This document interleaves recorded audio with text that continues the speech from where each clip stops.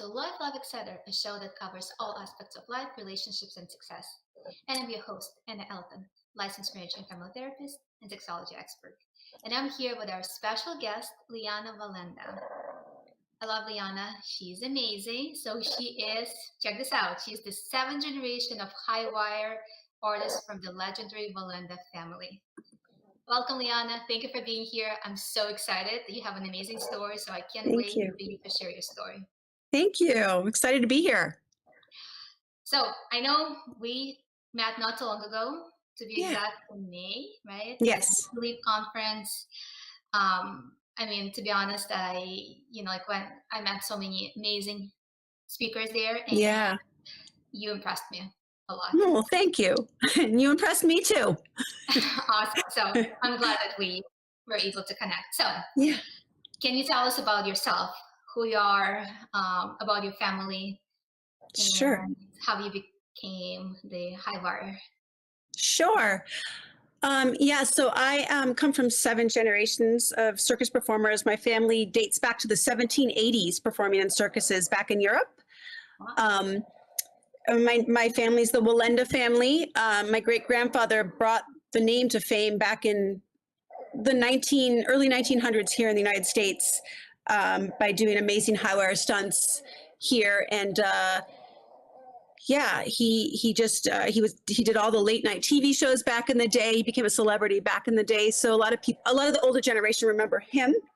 And then I've walked a wire. I just kind of followed in the footsteps. I've walked a wire ever since I can remember. My mom was actually 6 months pregnant with me, performing still on a high wire. So I've been on a wire before I was born even. There was always a low wire in our backyard. So I just kind of learned and would always walk a wire a couple feet off the ground, playing like I was my mom and dad. So, yeah. So high wire. So mom walked the high wire, right? How about dad? Dad too. Yep. My dad too. And you have siblings? I have one brother, younger brother, just a little younger. Everyone thinks he's older than me. I have one brother. My brother has done amazing things. He's walked across the Grand Canyon, Niagara Falls, an active volcano. He's done a lot of things that he's very well known for. They were all live primetime specials on TV. So he's done incredible things too. Yeah. So 7 generations. Are they what else? Is it just the high wire or other It's no. So back in the day, my family did everything. They did trained sea lions. They did flying trapeze. They did anything you could think of. They did in the circus. It was 4 generations ago. My great grandfather, he was a hand balancer. So he stood in his hand and climbed chairs at a beer garden in Germany. And that contract was about to end. And it was tough times. So between contracts, him and his family would have to go work in the coal mines just to put dinner on the table. And he didn't like that. And he was about to end his contract, and he was looking through a publication, sort of like the want ads. And there was a ad asking for a hand balancer to join a high wire troupe. And he answered the ad. He got the job, and he just fell madly in love with, wire walking, and ended up doing his own act trained all his own family members. And it's just, the rest is history. Most of us have followed in his footsteps. That's amazing. So which year did it start, the high wire? Late 1800s. I'm not exactly sure, or the very early 1900s. I know in 1928, John Ringling of Ringling Brothers Barnum and Bailey Circus, he saw my great-grandfather and his family performing in Cuba, and he hired them on the spot and then brought them over to the United States to start performing in his Greatest Show on Earth in 1928. So, but it started decades before that over in Germany, the wire walking. That's amazing. So your family traveled, you traveled, right? With performances. Where did you go to? Yeah, I traveled my whole life with my mom, my dad, my brother, and our dogs in one of those silver Airstream trailers. That was my home when we were performing. We traveled mostly North America, Canada and North America, sometimes to other countries, but mostly North America. Performed in every big city in the United States, most of the small cities. And it was just the 4 of us usually traveling and performing. And it was pretty great life. So currently you're located in Las Vegas. Yes. So yes, I moved. So I moved here originally with my high wire act, but right now I'm a costume designer for a show here on the Strip. So I do that, and I also do speaking and some high wire performances as well here and there. That's amazing. Yeah. So when you think of your profession, right? So what do you think is the most exciting? Like, do you remember like the memory that really like always stood out? And then also think of, what's the scariest? And I know we're going to talk about it in a little bit. Yeah. So let's see. The most exciting was probably when I walked a wire across Times Square. That was 25 stories in the air. The most scary was when I walked a wire across Times Square. It was 25 stories in the air. They go hand in hand, So there's so many amazing memories though performing. I've been so blessed to perform in theater and circus and all these different places. It's been incredible. So very thankful. So when you think of one story that you would like to share with our viewers, what would be a story from like growing up? From growing up when I was little? Mm-hmm. Oh, goodness. I'm trying to think of a particular story. I grew up when I was little, I didn't want to perform. And it was because my brother seemed to catch on to everything faster. And he just seemed to get everything so much faster. It was easier for him. And so I just didn't think I wanted to perform. But then when I was 13, I decided I did want to perform. And so my parents said, okay, well, you need to go out back on that low wire that's only a few feet off the ground and start practicing every day and show us you mean business. So I did. I'd train every day. And then they saw I was serious. So they came out and worked with me. And when I was 13, I debuted performing professionally on the high wire. And that's when the performing bug bit me. That's when I fell madly in love with performing. And that was it. It's just what I wanted to do with my life. And I've been blessed to do that for most of my life. So interesting. So comparison, right? So growing up, you were comparing yourself to your brother. Yeah. Not funny. Is it something that, helped you at times, or do you feel like it would kind of bring you down? Probably both. I didn't rationalize it that I was comparing. I just thought, oh, he's better than me. Let's just let him do it, I think.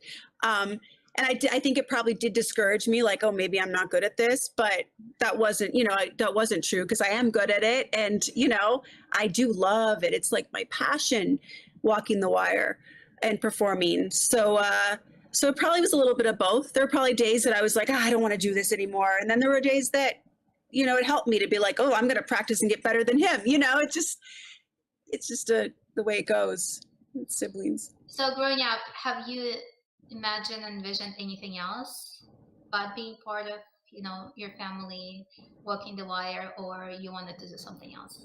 Yeah. When I was younger, I thought I was going to be a marine biologist. I loved sea life. I was going to do that. So yeah, there were always moments of thinking of it when I was younger. But I think once I started performing professionally when I was 13, that's when I really did fall in love with it.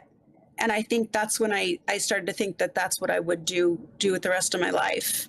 You don't think that far ahead when you're that young, but that was what I thought about. So yeah.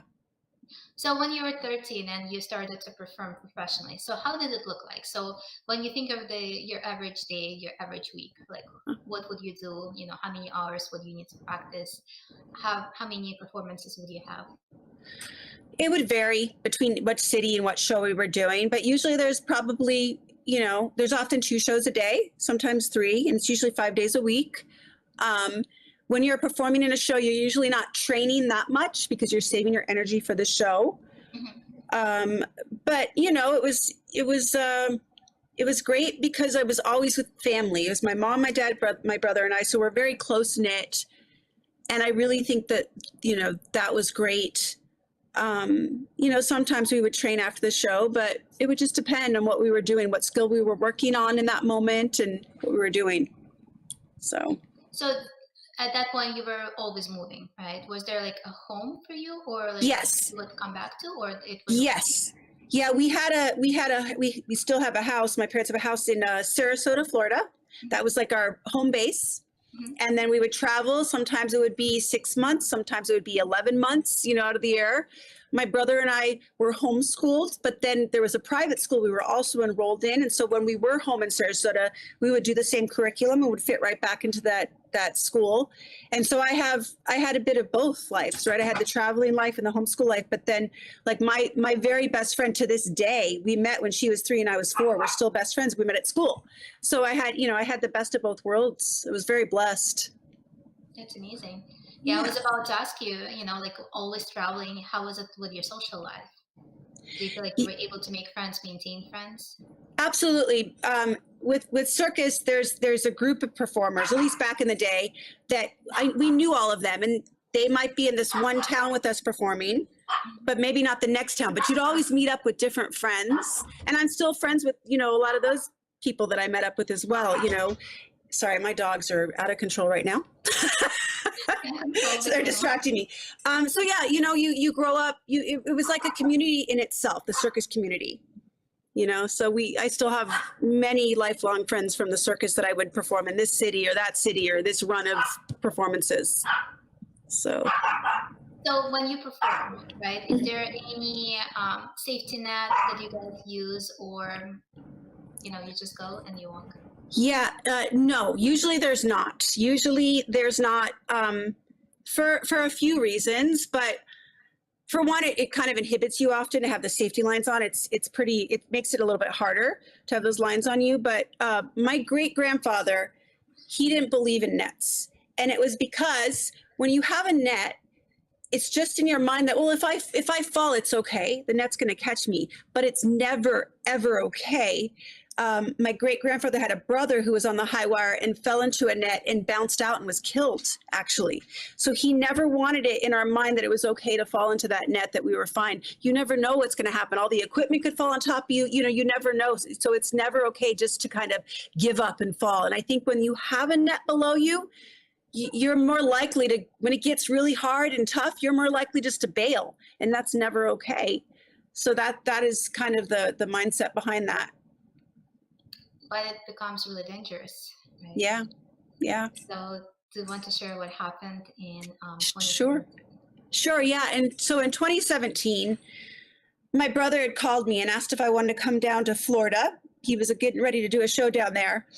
And he wanted to know if I wanted to work with his high wire troupe to break our own world record. We had done the 8-person, 4-level pyramid on the high wire back in Japan in 2001. Wow. And he was going to do it at a higher height to break our own world record. So, of course, when he called, I said, yes, of course, I want to come do it. And so I was down there, and it was one of the final rehearsals before the show was to open. And so we were in the tent where the show was going to take place at full height. And the guys below me, I was on the 2nd level in that 4-level pyramid. I had a bar on my shoulders that strapped me to a man behind me, because you stack the people up and they stand in the bars between the shoulders. And I remember it felt really solid. And I even said out loud, I said, guys, this feels great.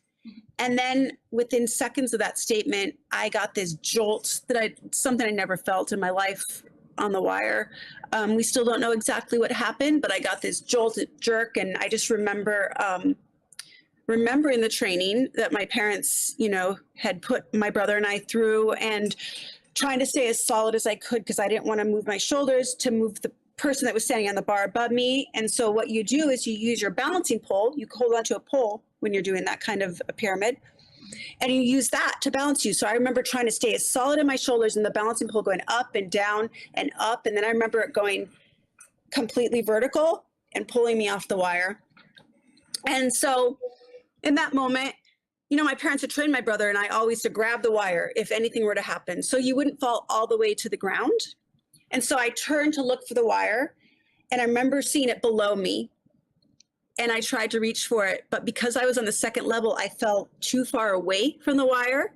So it was below me, and I saw it slowly rise above me. It actually was fast, but in my mind, everything is slow motion. And so the next thing I remember is thinking, okay, it was real calm. There's those fight or flight people. I guess I'm a fight person, because I was very calm. I was like, okay, what do I do? And for some reason, I thought about my boy, my son. He was 5 at the time. And I was thinking how I wanted to use I wanted to stay the right side of my body so I could pick him up and do all that. And I remember trying to twist to the left. But as all that's going through my head, I saw the big round red mat in the circus ring getting closer and closer to my face. I can still see it as I'm telling you right now. It's so ingrained in my memory. And then I smacked into the ground. And yeah, had a lot of injuries. I can go into that if you want. I don't know if you want to break that down a little more or. Yeah, so I smacked into the ground. I think I did manage to twist a bit to the left because most of my injuries were on the left side of my body. I remember laying there. The wind was knocked out of me. And I knew that was what it was. So it just took a second. And then finally my breath came back. And I tried to get up because I was so worried about everyone else. And I wanted to see how they were. And my brother, he was at my side almost instantly. He didn't fall to the ground. He was able to grab onto the wire and he made his way safely to the ground. And he kept telling me, no, just stay there, lay still. And I was like, why? I'm fine. You know, there's even video of me kicking my legs because I remember trying to show him, look, I'm not paralyzed. I can move. I'm fine. But what I didn't realize is that he said my face was completely unrecognizable within a minute of the accident. I had no idea. But eventually I listened to him and laid there and the pain did start to set in. And I laid and waited. It seemed like an eternity, you know, for the paramedics to get there, but they finally got there and got me on the gurney and got me in the ambulance. I remember my brother jumping in the ambulance. And I remember this was very powerful for me. I always get emotional telling this part for some reason. I remember hearing my brother yell out going, Dad, because my dad had arrived at the lot to see me and he was telling him what hospital we were going to. And I just remember thinking, oh, my poor parents, you know, I'm okay. Eventually, you know, I was in a lot of pain, got to the hospital, and that's when everything goes a bit blurry because they put me in a medically induced coma at that point. I thought I was fine, but I wasn't fine. I had a lot of injuries. The doctors told my dad they didn't know that I'd survive the night. They were life-threatening injuries. Next few days are really blurry. I had several surgeries, but I don't remember much of that. I remember little bits here and there, but I didn't really quite register what was going on. But the next vivid memory I have is waking up in the middle of the night in the trauma unit. And I was trying to breathe and I wasn't breathing. And so I was trying to breathe and I saw my mom sitting there and I remember saying, Mom, I can't breathe. And she just looked at me blankly. Her and a friend of mine were there. And I didn't hear any sound come out of my voice. And I didn't understand. It was like a Twilight Zone episode, that TV show from back in the day. I didn't understand what was going on at all in that moment. And so that was the moment that I was scared. I wasn't scared the whole accident at all. That was the moment I was like, I'm dying. I'm not breathing. No one's hearing me. I was breathing. I didn't realize that I had a trach tube. So I was breathing through a tube in my neck. I had a trach tube. I had a feeding tube. My jaw was wired shut. And so when you're breathing through a hole in your neck, that voice doesn't come up and out of your mouth. So that's why my mom wasn't answering me when I was trying to talk to her, you know? But, you know, I eventually realized that I was okay. I had a ton of injuries. I had broken, I broke my left calcaneus, which is a bone in your heel. And that's was tenting out the skin. I lacerated my liver. I broke a bunch of ribs. I broke my left humerus here. So there's still a big long plate and screws in there. Punctured my right ear canal, sheared a bunch of teeth in half, knocked some out, and I broke every single bone in my face. Everything from here down, like from not my skull, but everything from there down was broken into a whole bunch of pieces. So, you know, I had several surgeries in the trauma unit over those few days. I turned 40 in the trauma unit. That was pretty tough. I was planning on doing it up big with my family, and I sure did do it up big in the trauma unit. But yeah, it was really intense and tough, but here I am. I'm still here kicking. That's impressive. So your recovery, how long did it take for you to be able to function, to be to be honest. Yeah. So the accident took place in my hometown in Florida, but I was living in Las Vegas. So I had to stay in Florida with my parents for 2.5 months. So basically, when I was in the trauma unit, the doctors told my parents and my brother and my sister-in-law that they thought I might be in the trauma unit for about 3 months. Then, you know, they'd come in and they'd see that I was surrounded by my family, and they'd see that there were good times. I was still smiling. I was still laughing. Like I had my family there. I was finding joy in all these moments. And they think, well, maybe 2 months, but we don't know. Then, you know, they'd see that I would lay in bed with all these tubes out of me and casts and screws and all this. And I would do crunches because I wanted to stay strong so I could take care of my son. I'd stand on my one good leg and I'd do little mini squats. And I ended up getting out of the trauma unit in 10 days, which is incredible. That's incredible. I mean, in large because of my supportive family. You know, they knew my family would be willing to do the work and take care of me and stuff. But I had to stay down in Florida for 2.5 months till I was well enough to come back to Las Vegas with my son and kind of get back to life. I came back to Vegas 2.5 months later, but still was very broken. I still had to be in a knee scooter because I couldn't put a lot of weight on my left foot. My face was still so swollen, but started to feel a little bit better. Got back to work. I was the costume designer and I was training men in the show at that point. Got back to work training the men. But about 1.5 years after the accident, I had to go back in and have another surgery because they had discovered that my face, the way it was put together, my bite didn't match up quite right. So my lower jaw was a little off to the side, like my teeth didn't match up. Not so noticeable from the outside, but still, like, what you couldn't function, you know, I couldn't function properly. So 1.5 years after, I had to go back down to Florida to this new surgeon that I had found. And she did another surgery, a 9-hour surgery, rebroke everything and put it back together. It was really hard. It was, maybe it's because I remember more of it, but to me, it was harder than the actual accident. It was just so, my face was swollen out to here again. And I think part of the hard part was that I had come so far and then it felt like I was starting back at square one. You know, it was so difficult, but you know, I got through it. I had to stay down there for 2 or 3 weeks. And then I was able to come back here and get back to work, you know, on a smaller scale. So yeah, it's hard to put a time on the healing. I still feel like I'm healing in some ways, you know, I'm like working on chin-ups again and it still hurts around here. And I need to rebuild muscles in certain ways around my elbow here. It's one of those things that the injuries were so traumatic that you kind of deal with them in a small way, you know, for the rest of your life. This is a very small thing, but just today I got Invisalign because 2 of my teeth they're not terrible, but they're slightly crooked since the accident. I had gone through braces after the accident. I had gone through all that, but just to make it easier, just 6 months of Invisalign. But I got these little nubs installed today and it was really traumatic. And it hit me out of nowhere. I didn't think, what's the big deal after everything I'd been through? But I think it brought back all those memories of all the stuff I had to have done. And, you know, I had to remind myself, nope, I am a living, walking, talking miracle. I am so thankful I'm here to be here for these hard parts. You know, thank God I'm alive and here and well. So it's one of those things that, you know, it's kind of still comes back from time to time, but I'm going to count it all joy. You know, I'm here. So absolutely amazing. What a story of resilience. But even the more interesting part that was not your last time on the highway. That's correct. Yeah. So what happened? Yeah. So, you know, the accident happened and I had that surgery 1.5 years after the accident. And about 2 months after that surgery, my brother called me again and he was telling me how he was in New York City that day.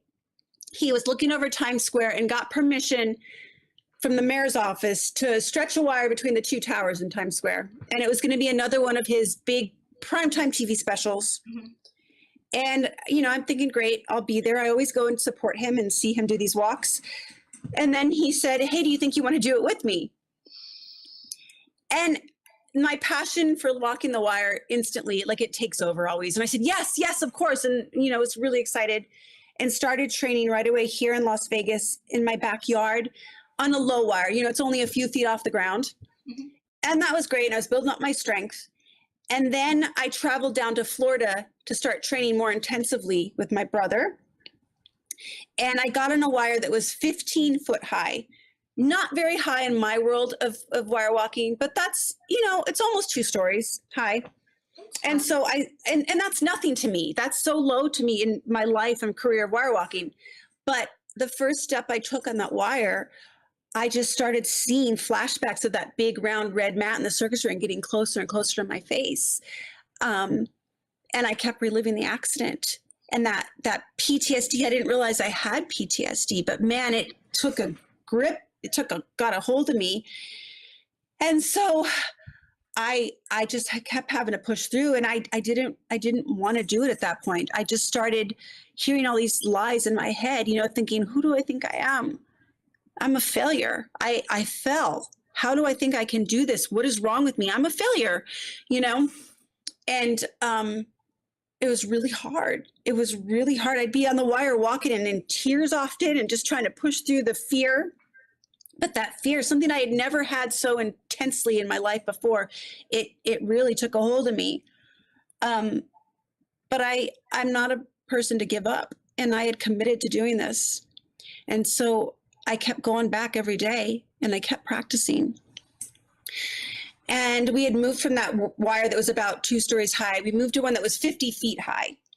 So that's about 5-6 stories. Again, still just training.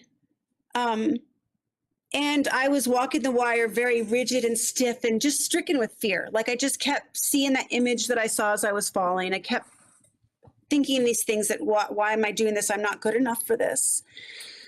But this particular practice, I remember walking and, I'd always be really focused and really just in the moment, like thinking about every little step. But before the accident, I would often be standing on a chair, balanced on top of 6 men below me, 45 feet in the air. And I would start thinking about, what I wanted to do after the show or where I wanted to go shopping the next day or whatever, because I was so confident and comfortable that my mind would wander and I'd be like, stop, I got to focus, I'm here. So nothing like that was happening. I was just terrified, thinking about every little step and movement. But this particular walk, I was walking and I noticed these dragonflies kept landing on the wire in front of me and then flying off, landing and flying off. And I was kind of paying attention to them and thinking how pretty they were. And then I realized in that moment that I was focusing on the dragonflies, not on my fear. And I realized in that moment that I love walking the wire. I had grown to hate it in that training process, but I actually love it. I love the way I hold the balancing pole and maneuver it to keep me balanced, and the way the wire feels as I step onto it. And I made my way to the other platform and tears were streaming down my face. I was just so emotional in that moment. And the man that was up there to help me off, he asked me, he's like, what's wrong? And I have no idea where this came from. I blurted out, I forgot who I was. And it was such an epiphany. It was such I didn't even kind of grasp it in the moment until I reflected on it, because that's what had happened. I had forgotten. I started to believe these lies in my head telling me, you're not good enough. You're a failure. You're not a good wire walker. But I'm a really good wire walker. Accidents are going to happen. We don't know what happened. It's just, there was 8 of us together. We don't know. Accidents are going to happen. We could be driving down the car. It's more dangerous than walking the wire, down the street in the car. So I remembered that moment that this is what I was born to do, and this is my passion, and I actually love it. And that was just kind of the defining moment in the whole healing process and the training process. It kind of all came together in that one moment, and what a powerful moment it was, So I had that moment, and then it was time to go to Times Square, and it was time to do this walk that was 25 stories in there. It was the highest, longest walk in my career. So I had this moment where I remembered who I was, but I don't care what kind of moments you have when you're 25 stories in there looking down and the people look like the size of ants below you, it's still going to be really scary, So yeah, it was a thing. You got to keep pushing through, through those doubts and those moments of fear, So your original tragedy happened at Times Square? No, Times Square. No, that was in Florida. I traveled into Florida. Mm-hmm. Times Square was where my brother asked me to join him for his next TV special he was to do. So that was my first performance after the accidit, was Times Square. Gotcha. It was 2 years after the accident. And before that performance, you did not touch the wire, right? I did not, well, I trained on a wire back home, but I did not go out and look out off the edge of the building before the moment I had to step on the wire. That's correct. Yeah. Yeah. It just wasn't, what was the point? You don't practice on a high wire like that. You just go for it. All the training in Florida is what was for that. And what was the point to look off the edge and have that vision in my head? I just need to go for it in the moment, So yeah. So you did it. You were able to overcome. So I did it. Yeah. So there was that moment, and you're looking down, and it's really scary. It's actually terrifying in the moment. You'd been all through this training, and I know I'm ready for this. I did 3 times the length straight without any break. So I had 3 times the strength I would ever need to do this. Train on all, like a really loose wire, a tighter wire. Like I train on all different elements. I knew I was ready, but those doubts still pop in your head. But in that moment, it's about mind over matter. It's about having a strong mind. And, so I told myself, if I can do this 3 feet off the ground, I can do this 250 feet in the air. I've trained hard for this. I'm a very highly trained elite athlete. And so even though I was scared, I took that first step because I knew I had it in me. And it's about pushing past those thoughts that limit us in life. I think we all have those thoughts.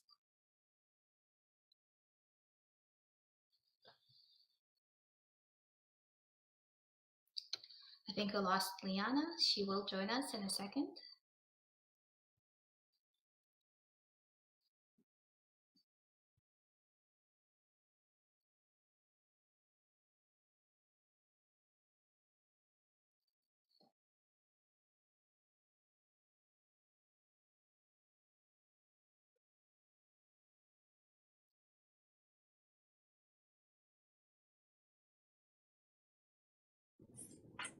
You there?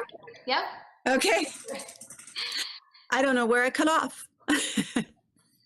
So we talked about, looking down, right? It was really scary, but you were able to overcome your fears because it's all limiting our mind. Yeah, all those limiting beliefs, all those thoughts of doubt. And listen, if it was someone who wasn't a trained high wire walker, I'm not telling them they should take that first step because it's about putting in the work. And if you've done the work, if you're ready for this, you need to take that first step, even if you're scared, So let me ask you, before your brother called you and asked you to come join him, did you ever think that you will ever go back?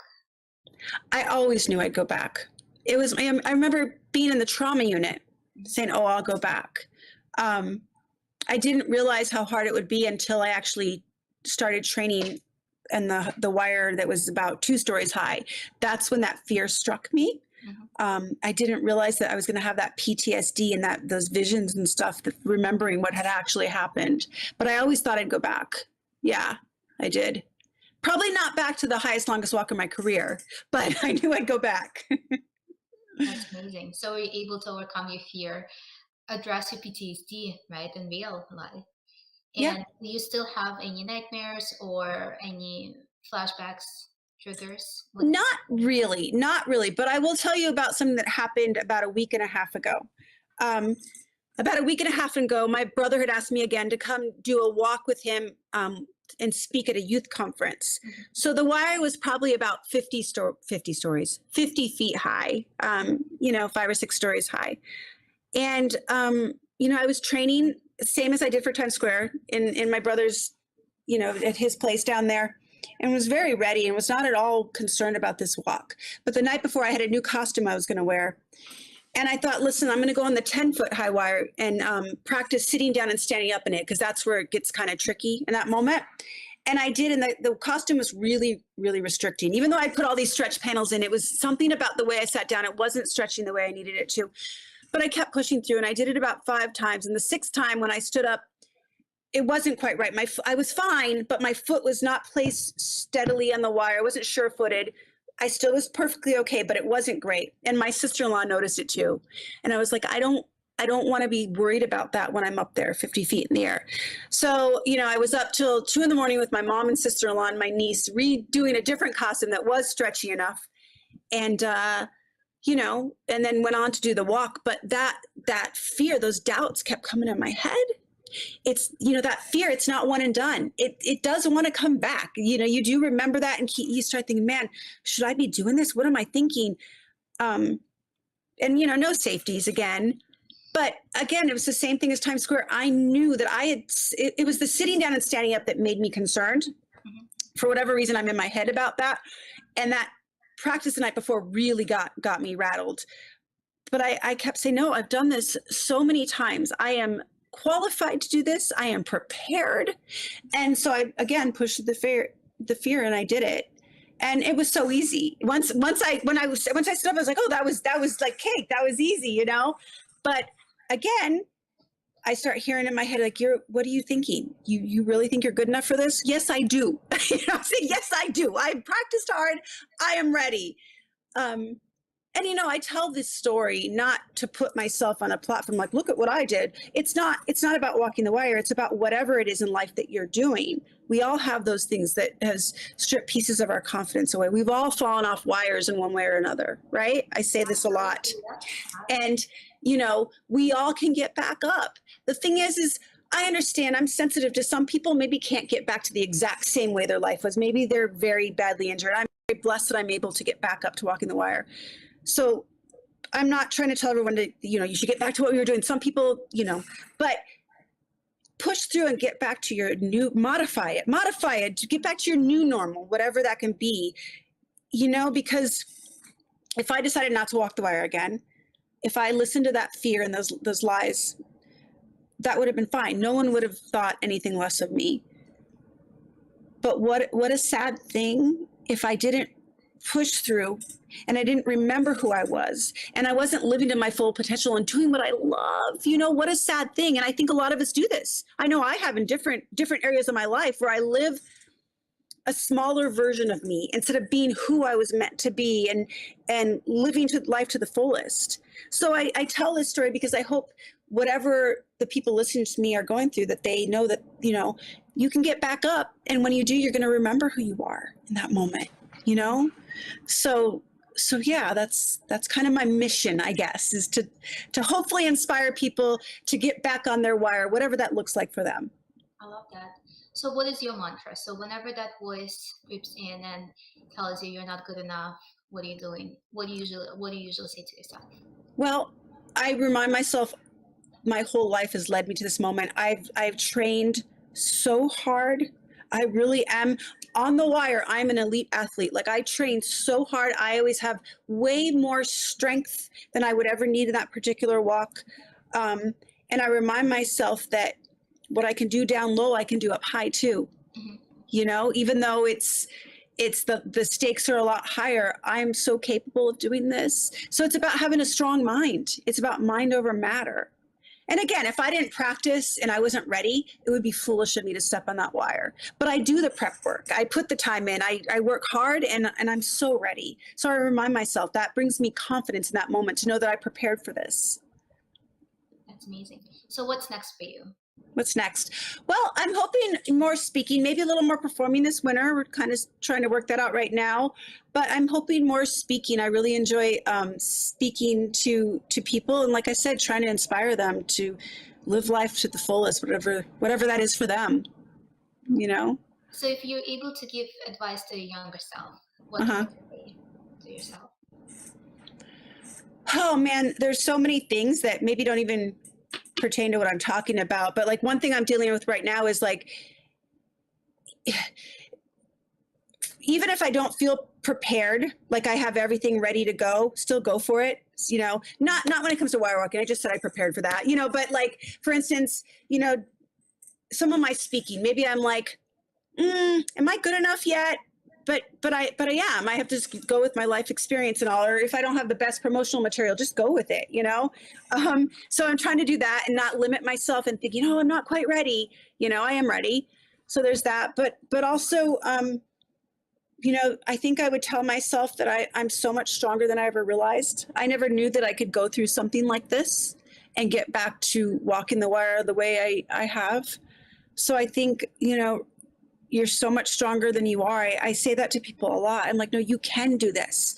You can push through. You got to just keep going. Baby steps, whatever it takes that day. You got to get back up there in any way, shape, or form you can. So one small step at a time, right? Yeah, exactly. And each step you take, I mean, this really pertains to Times Square. Those first few steps were terrifying on that wire. But I kept going, and it was a little less scary and a little less scary till finally it was home. It was what I love to do, and it was peaceful, But at first, those first few steps could have stopped me from getting past that fear to my happy place, So I urge anyone to take those steps, not on a wire, whatever their steps are, in life, and push through that fear, and it's going to get easier along the way. And yeah, maybe, you'll have moments like I did last week where that fear was coming back, but I remembered, oh no, I made it across Times Square. I can do this too. You just I think the more experience, the more you have things to remind yourself that you're capable and you're so much stronger than you know. So when you were preparing for Times Square, was there at any point you wanted to give up or no? Oh, 100%. When I kept seeing the ground getting that image of the ground getting closer to my face, I did want to give up. I didn't want to walk the wire. I hated walking the wire because it was terrifying. I didn't want to fall. I was still healing too. It was like, it was really hard. I did want to give up, but I knew that I had to keep pushing through. I didn't know that I would overcome it in such a big way like I did. I didn't know that I would come back to loving walking the wire, but I had agreed to do this and I was going to do it no matter what. So I kept pushing, never give up. It's always been a big thing with my family, and I wanted to give up, but I didn't. And I'm so glad I didn't. So glad I didn't. So at that point, do you feel like it was your inner strength? Is it your family? Is it something that, once I sign up for this, I need to finish the job? Like, what do you think was the strongest, biggest motivator for you to? Well, I think it's my inner strength, right? I kept saying I had to do it. And I get my inner strength from my faith in God, So I believe that's what gave me the strength to get through it. Yeah. And reminding myself all the hours put into practicing, and how strong I was mentally and physically. That's amazing. Thank you for sharing your story. So can you let us know where we can find you, if anyone wants to reach out, if they want to invite you to another show or speaking engagement or anything, where they can find you? Sure. My website is thehighwireproject.com. Mm-hmm. Or you can find me on social media, Instagram, X, all of those at just my first and last name at Lijana, Lijana Wallenda, Wallenda. So, awesome. Yeah. Thank you. And before we wrap up, if you can give us one last piece of advice. Well, I think I've kind of said it. I think that, like I said, pieces of our confidence are stripped away. Maybe it's a divorce. Maybe, it's losing a job. But I think you need to don't believe those lies that you're not good enough, that you're not, keep pushing through and get back up there and remember who you are, because we really are stronger than we know. We really can keep pushing and going a lot further than we realize. So keep going, man. Don't give up. Just keep swimming. Right? Yep, exactly.